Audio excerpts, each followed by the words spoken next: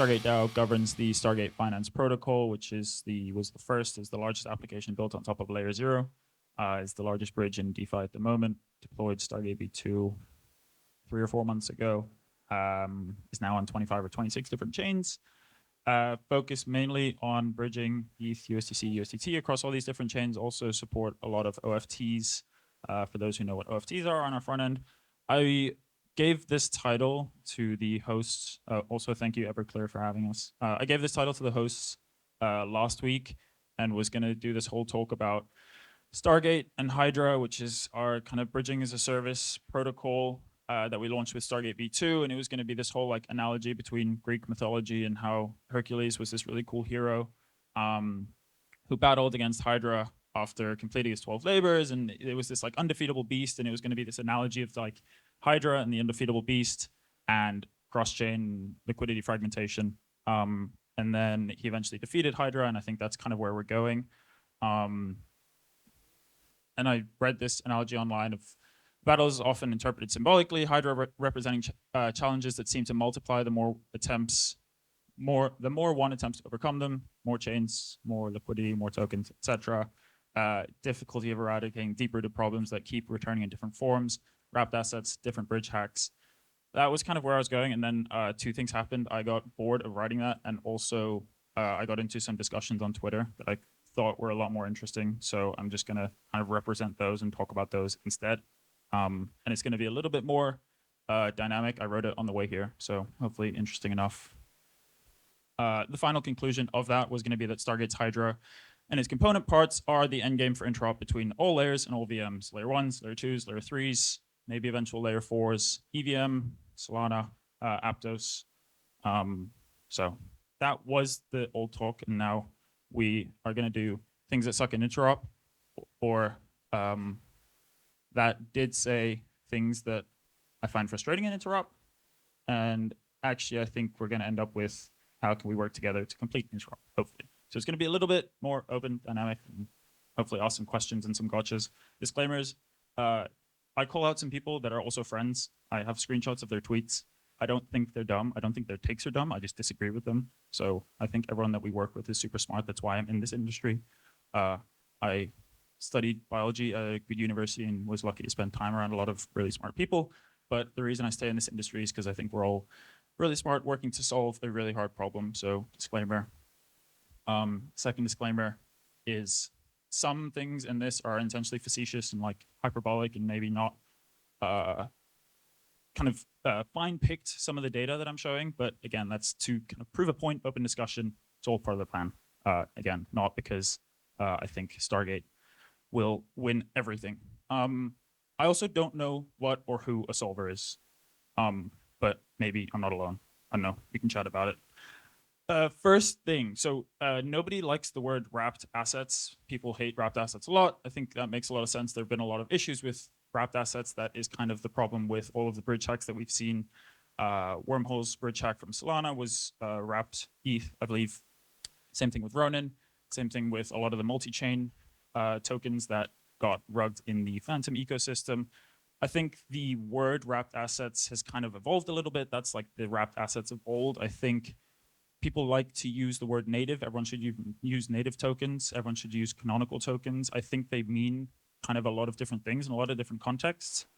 People will talk about like USDCE on Scroll right now is a canonical token because it's bridged through the canonical bridge. That makes sense. It is not a native token because Circle didn't issue it, whereas the USDC on Arbitrum, for example, is a native token because you can give it to Circle and they'll give you US dollars.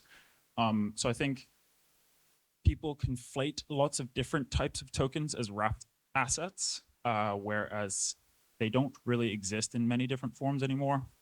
Obviously they do on some chains, but I will be talking a lot about OFTs today, which are the Omnichain fungible token standard built on layer 0. Show of hands, who knows what an OFT is? Awesome, there's a layer 0 person in the crowd who didn't put his hand up. That's okay. OFTs are the Omnichain fungible token. It is basically any protocol, for example, Athena, most recently BitGo's wrapped BTC is an OFT. It is an ERC20 on Ethereum. They want to natively deploy on Avalanche, for example, which was what BitGo did last week. they deploy an ERC20 on Avalanche, you can then send as much or as little wrapped BTC from Ethereum to Avalanche and back using mint and burn rather than lock and mint. Or sometimes they are lock and mint, but in my opinion, and we'll kind of talk through some of this, OFTs are native assets. They are issued by the protocol themselves. Again, wrapped BTC is issued by BitGo on Avalanche, similar for all of Athena's tokens, USDE, for example.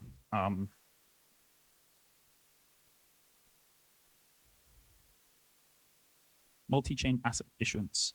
This was one of the debates that I got into recently on Twitter, which was kind of how do you solve every protocol, many protocols now have their own token. Many of them exist in different ecosystems. How do you solve the problem of wanting to have your token on different chains? There are different ways to solve it. I think OFTs make the most sense. It means the asset is native to every single chain. What matters to the developer? What matters is you have control over the asset. So the protocol themselves, the team themselves deploy the token onto that chain. They have control over the security stack. They are able to hold their treasury across different chains. They don't need to make any kind of side deals with market makers or anything like that. It just makes life a lot easier. And again, the asset always remains native. What matters to the user, we'll kind of get into this, but probably price, ease of being able to go between different chains. So the example that I gave, WrapBTC, $9 billion asset is now an OFT. They wanted to move it from from Ethereum to BNB chain and Avalanche. People would argue you should use the canonical bridge.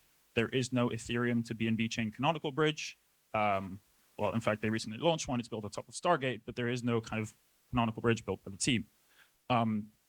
So if BitGo want to hold some of their treasury on BNB chain, they deploy WBTC BNB chain.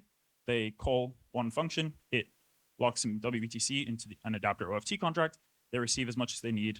I used $330 million here. On the other side, they paid $4 in gas for the gas abstraction on the Layer 0 protocol. They now have half their treasury on Avalanche, half of it on BNB chain. That's cool. Using intents, which was the debate I got into on Twitter, BitGo will deploy a canonical version on BNB chain and Avalanche. Then they aren't actually able to give any tokens to solvers or market makers because there is none over there. So they mint some amount. They make some deal with market maker. They give them $10 million each on each chain. They actually want to bridge $300 million. They still can't do it. They can mint more, but you kind of get the point that I'm making. So this is today. WBTC is also on Arbitrum through the canonical bridge. This is a Jumper or Li-Fi's front end. You can bridge, what do I have here? $600 of WBTC to Arbitrum using a cross, which is an intents-based model. That's great. You pay 5 basis points. That's cool. You try to bridge 100 BTC, $6 million.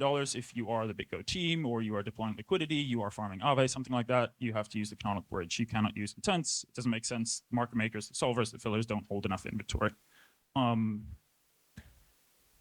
If you want to bridge more than that, and this is a screenshot of Stargate of the BitGo team, for example, bridging 10,000 BTC, $600 million for free. They receive 10,000 BTC on the other side. They pay 40 cents. It's simpler. You can manage inventory. It's cheaper because it's free. It's just mint and burn. It works for both the team and the users is the point that I'm trying to make here. And so for multi-chain asset issuance, I think burn and mint models generally scale much better. They scale infinitely. They are used by the largest tokens already. WBTC, as I've been talking about, all of Athena's tokens, a lot of LSTs. And actually, the largest token that used is the burn and mint model, is actually the second largest bridge in crypto, which is Circle, CCTP. USDC is issued across a bunch of different chains. You can use CCTP to move value across. A lot of large players in the space use it. Again, it's free.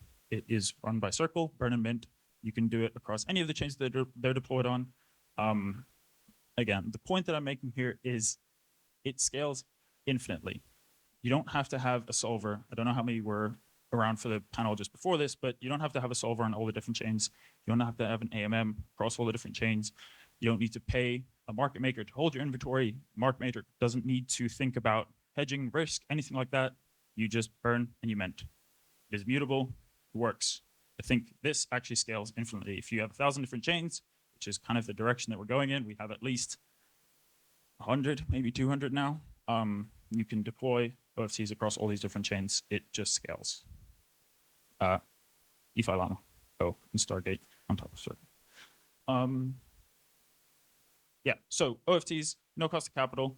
You can move around as much as you want. Nobody has to hold inventory. Nobody has to do any hedging, anything like that. Unlimited scale, as I said, application owned security. Each of the OFTs is deployed with their own security stack. You can choose what level of security you want, different sizes. You can choose different security stacks with third-party entities, solvers, fillers, intents, whatever you want to call it.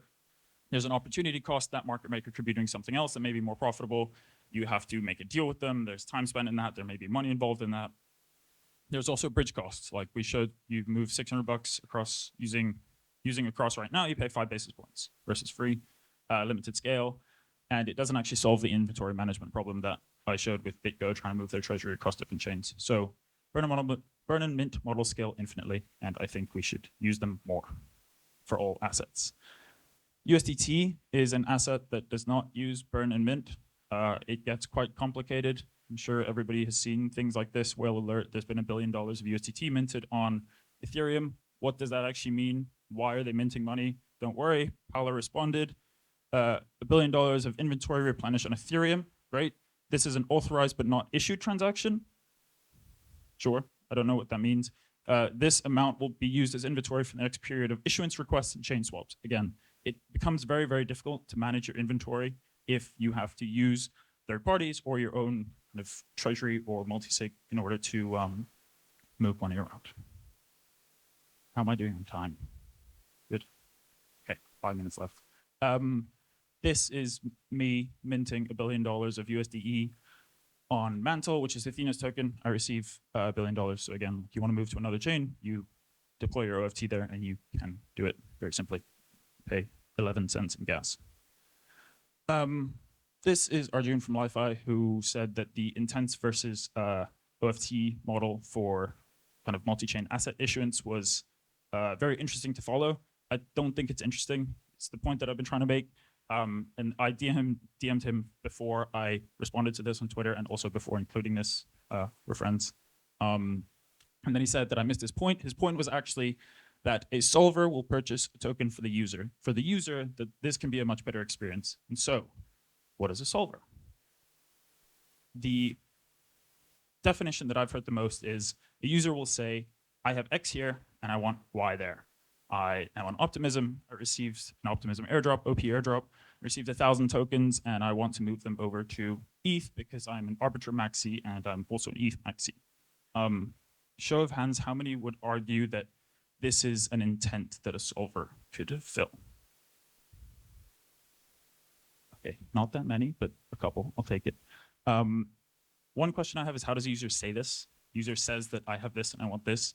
Typically through a front end, you have to plug something in and then you receive something on the other side. You can use AI, probably a bunch of different ways. I genuinely want to know the answer if anyone's building something like this. I would say that typically a user would do this on the front end. I have 1,000 OP, I want an Arbitrum, get me there the fastest way. That's what Li-Fi does and what Jumper does. And Stargate's the best response. So Stargate is not an intense-based model. There's no solver involved here unless Li-Fi itself is a solver, which maybe it is. Again, I don't know what a solver is, so trying to figure out where we're going. Across is noted as the fastest one here, 45 seconds. Stargate V2's fast mode is a minute. I pulled the 5 most recent transactions, 49 seconds. So Cross is a little bit faster. It's not as cheap. Again, both work for kind of a $1,500 size. I think that doesn't scale so well when you're going to a much larger size. Speaking of the superchain and the OP airdrop, Jumper ran a Superfest. The goal was to increase the amount of TVL within the superchain. A lot of protocols ran incentives and OP tokens. Jumper was running the bridging part specifically, managed to bridge in $200 million into the superchain. Again, this is kind of coming from outside OP base mode and Fractal. Super important to connect all of the different ecosystems. The goal was to bring value into the superchain, which is obviously a cluster, but you want it to come in from Arbitrum, you want it to come in from mainnet. Largest bridge, or the bridge that did the most volume was Stargate V2. Anyone want to guess the bridge that did the next most volume? Stargate V2.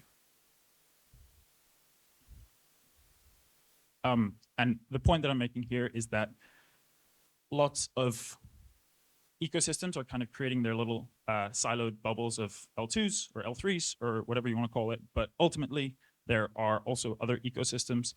Jim, another very, very smart builder in Interop, said earlier today, actually, that there may only be long tail of alt L1s that aren't being served by solvers, fillers. I argue that actually bridges to alt L1s from Ethereum or the Ethereum rollup scaled requires things like layer 0 and like Stargate. I think there's a lot of long tail, there are a lot of alt L1s that aren't so long tail. Obviously, these are all the L2s, we know these.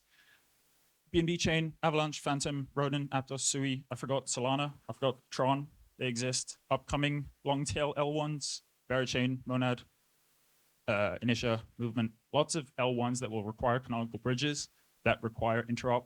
And so you can't just have solvers across all of those. How do we achieve interoperability?